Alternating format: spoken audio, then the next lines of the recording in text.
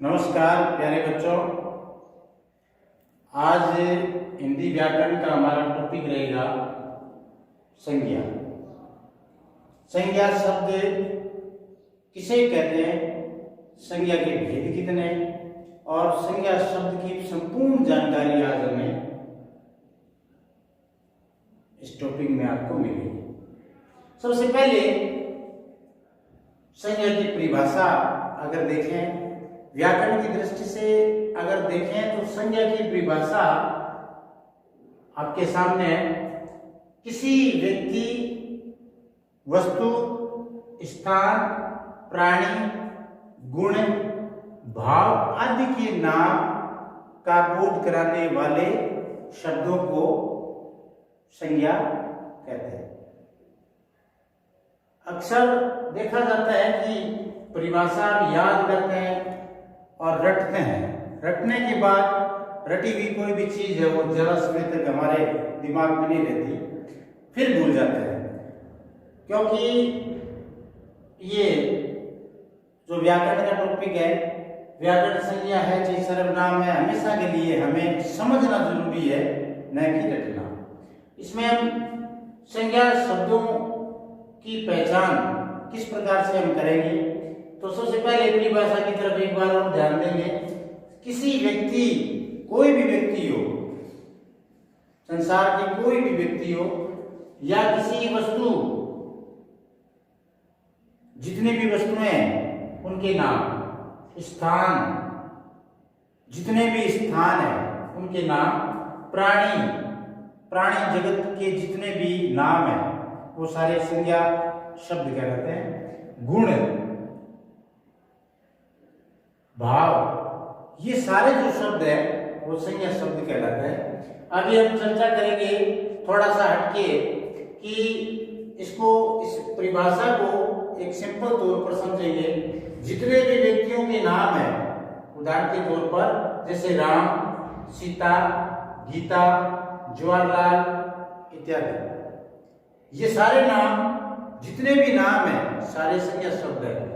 वस्तुओं के नाम जितने भी है, जैसे कलम, बोर्ड, जैसे मेरे हाथ में चौक है, ये भी एक वस्तु है, पंखा, घड़ी, चश्मा आदि, ये सारे नाम संज्ञा शब्द है। जितने भी स्थानों के नाम है, स्थानों में जैसे पंजाब, दिल्ली, चेन्नई, भोपाल, हरियाणा, राजस्थान, जितने भी स्थान है सभी के नाम संज्ञा शब्द कहलाते हैं।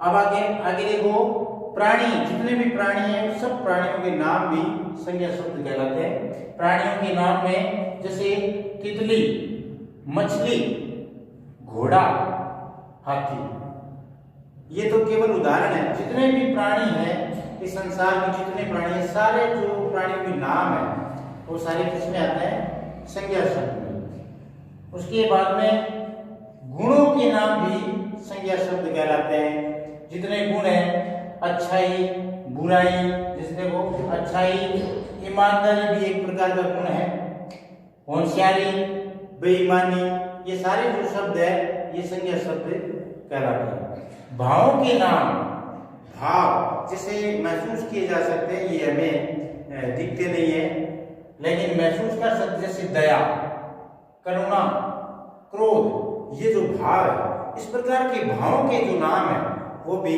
संज्ञा शब्द कहलाते हैं। तो अभी हम सबसे पहले अभी परिभाषा को हमने ध्यान से समझ लिया। अब तो मोटे तौर पर संज्ञा के भेदों की तरफ हम अगर देखेंगे तो मुख्य रूप से संज्ञा के तीन ही भेद है। संज्ञा के कितने भेद है? तीन। संज्ञा के मुख्य रूप से तीन ही भेद है, व्यक्तिवाचक, जातिवाचक और भाववाचक। ठीक है। अभी व्यक्तिवाचक संज्ञा, जैसा कि नाम से पता चल जाता है कि व्यक्तिवाचक, विशेष व्यक्ति, यानी ऐसे नाम जो कोई विशेष हो, ठीक है, उनके जो नाम है वो संज्ञा शब्द व्यक्तिवाचक संज्ञा कहलाते हैं।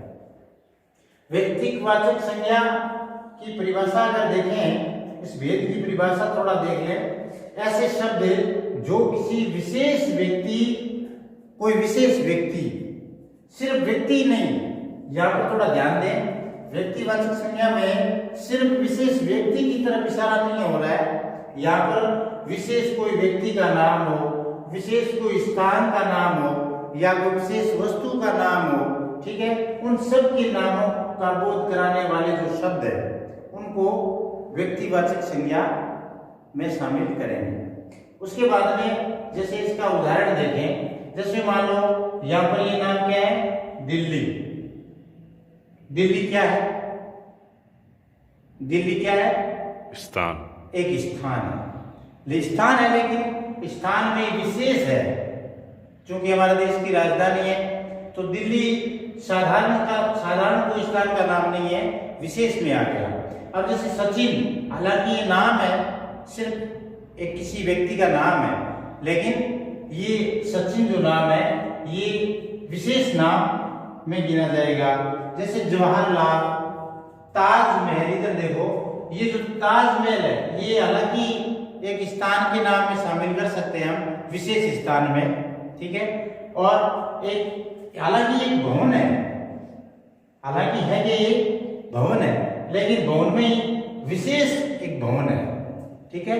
एक तो इसको क्या कह सकते हैं हम, ताजमहल है, जवाहरलाल, सचिन, दिल्ली, यानी किसी विशेष व्यक्ति, किसी विशेष स्थान या किसी विशेष वस्तु के नाम को क्या कह सकते हैं, उसको कह सकते हैं हम व्यक्तिवाचक संज्ञा। उसी प्रकार से जातिवाचक संज्ञा, दूसरा जो संज्ञा का रूप है वो है जातिवाचक। जातिवाचक संज्ञा में ध्यान से देखिए, जातिवाचक यानी ऐसे शब्द जो किसी जाति विशेष या किसी विशेष वर्ग का बोध कराते हैं, ठीक है, उन शब्दों को जातिवाचक संज्ञा में शामिल करेंगे। जैसे जानवर, जानवर एक साधारण सा शब्द है, लेकिन जानवर में जितने जानवर है, सारे जानवर, गाय, भैंस, पशु, बकरी, जानवर में सारे शामिल हो गए, ठीक है। अच्छा, इसकी जगह अगर मैं कह देता, मान लो गाय, ये भी कह सकता हूं मैं, तो गाय भी क्या है, ये जातिवाचक संज्ञा में शामिल हो गया। उसकी जगह अगर मैं कह देता कि राठी गाय, आप देखो ये विशेष गाय की नस्ल, विशेष गाय का नाम आ गया, राठी गाय, तो ये व्यक्तिवाचक संज्ञा में चला जाएगा। इसका थोड़ा विशेष ध्यान रखना है। तो जानवर में देखिए, जानवर में ये शामिल, जानवर जो जाति है वो सारी शामिल हो जाती है। उसी प्रकार से ये मछली वर्ग पूरा आ गया, मछली जाति पूरी का ज्ञान करा रहा है ये मछली शब्द। जैसे अलग अलग मछली का जो, मछलियों के जो नाम है, अलग अलग प्रकार की मछलियां, अगर उनका स्पेशल किसी का नाम आ जाता, किसी मछली का, तो वो व्यक्तिवाचक संज्ञा में शामिल हो जाती है। लेकिन ये मछली वर्ग, पूरे मछली वर्ग को दर्शा रहा है। उसी प्रकार से पशु भी क्या है, जितने पशु है अपने जगत में सभी को शामिल पशु शब्द में कर सकते हैं। पक्षी, जितने उड़ने वाले जानवर पक्षी है उनको पक्षी शब्द से हम संबोधित कर सकते हैं, जिससे पता लग जाता है कि ये पक्षी शब्द, इसका मतलब ये जो जीव है ये उड़ने वाला जीव है। तो ये यानी जाति का ज्ञान करवा रहा है कि पक्षी जाति का जीव है, जैसे गिद्ध है, बाज है, ठीक है। हालांकि अलग अलग विशेष नाम है, अलग अलग उनकी विशेषताएं होती है, लेकिन यहाँ पर पक्षी शब्द से उनको संबोधित कर सकते हैं। उसी प्रकार से अध्यापक यानी पढ़ाने वाला व्यक्ति, जिसको हम अध्यापक कह सकते हैं, लेकिन अध्यापक शब्द, इसका मतलब अध्यापक जो वर्ग है उस पूरे वर्ग को दर्शा रहा है ये सब, इसलिए ये जातिवाचक संज्ञा में शामिल है। वकील, जितना वकील का जो वर्ग है, वकील जो जाति है, ठीक है, उसको दर्शा रहा है। जैसे शहर है, शहर में सारे शामिल हो गए, यहाँ पर स्पेशल किसी का नाम नहीं है। शहर दिल्ली भी हो सकता है, जयपुर भी हो सकता है, बीकानेर भी हो सकता है, जोधपुर भी हो सकता है, इसलिए किसी का नाम नहीं है। यहाँ शहर शब्द आ गया, यानी शहर जाति, शहर वर्ग, पूरे वर्ग को दर्शा रहा है। उसी प्रकार से गांव, ये देखो गांव, ये गांव स्पेशल कोई गांव का नाम नहीं है, गांव जो शब्द है अपने आप में जाति वर्ग को दर्शा रहा है, यानी जातिवाचक संज्ञा में शामिल है। इसी प्रकार से देश शब्द आ जाता है कहीं, तो इसका मतलब ये जातिवाचक संज्ञा देश में किसी का नाम आ गया स्पेशल, जैसे ईरान है, भूटान है, अमेरिका है, भारत है, तो फिर किस में आ जाता स्पेशल। अगर किसी का नाम आ गया तो इसमें किसका नाम आ जाता, यानी व्यक्तिवाचक संज्ञा में शामिल होगा। नहीं तो यहाँ पर सिर्फ देश है तो देश में सारे देश जो जाति है, जो देशों का जो वर्ग है उसमें शामिल है। ये हो गया अपने जातिवाचक संज्ञा। तो प्यारे बच्चों, अभी हम तीसरा जो संज्ञा का जो प्रकार है वो पढ़ेंगे भाववाचक संज्ञा। भाववाचक संज्ञा में इन दोनों में थोड़ा सा फर्क आप लोगों को नजर आया कि नहीं आया? अब होता क्या है कि समझ में जल्दी से नहीं आता कि ये व्यक्तिवाचक संज्ञा है या जातिवाचक संज्ञा है।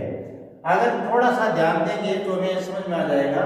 एक बार पुनः मैं थोड़ा सा रिपीट कर देता हूँ। ऐसे शब्द जो किसी विशेष व्यक्ति की तरफ इशारा करते हैं, उन सारे शब्दों को किसमें शामिल करेंगे? व्यक्तिवाचक संज्ञा में। जैसे उदाहरण आपके सामने है, दिल्ली, सचिन, जवाहरलाल, ताजमहल इत्यादि। और अगर हम किसी जाति विशेष का ज्ञान कराने वाले जो शब्द है, विशेष वर्ग की तरफ इशारा करने वाले जो शब्द है, उनको हम किसमें शामिल करेंगे? जातिवाचक संज्ञा में। जैसे पक्षी, अध्यापक, पशु, मछली, जानवर इत्यादि, ये जितने भी नाम है ये सारे के सारे इस प्रकार से, यानी और भी उदाहरण है, ये आपको एक बार संक्षिप्त में बताया, तो ये जातिवाचक संज्ञा में शामिल है। अब बात आती है भाववाचक संज्ञा। भाववाचक संज्ञा में ऐसे शब्द जो किसी व्यक्ति के गुण, अवस्था, दशा आदि को दर्शाते हैं। जैसे इस पे थोड़ा सा ध्यान दें। उदाहरण के तौर पर जैसे दया।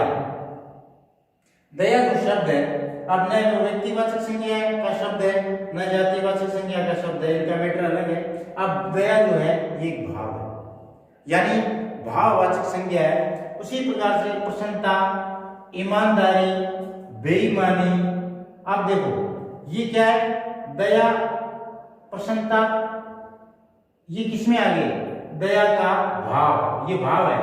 यानी अभी साधारण बात में बोल सकते हैं जैसे दया का भाव है इसमें, ये दया है, प्रसन्नता ये भाव हो गए, ठीक है। अच्छा, ईमानदारी, बेईमानी ये क्या है? ईमानदारी, बेईमानी ये क्या है? क्या चीज है? उसी प्रकार से ये देखो आगे एक शब्द और है जवानी, ये क्या है? बचपन, अवस्था, ये अवस्था है। शाबाश, ये अवस्थाओं के नाम है, यानी बचपन, जवानी, अवस्थाएं। अब देखो इधर देखो, गरीबी और अमीरी, दशा, ये दशा। तो किसी ऐसे शब्द जो किसी व्यक्ति के या किसी वस्तु के इनकी गुण, अवस्था, दशा, ये देखिए दशा, इनको दर्शाने वाले जो शब्द है वो सारे शब्द किसमें शामिल है? भाववाचक संज्ञा में शामिल है। इसके बाद में एक थोड़ा सा मैं बता देता हूँ। जातिवाचक संज्ञा में इंग्लिश, अंग्रेजी, आंग्ल भाषा के प्रभाव के कारण इसकी दो भाग और है। जैसे नंबर 1 है, या तो मैं बता देता हूँ, थोड़ा ध्यान दें इधर। एक हो गया अपने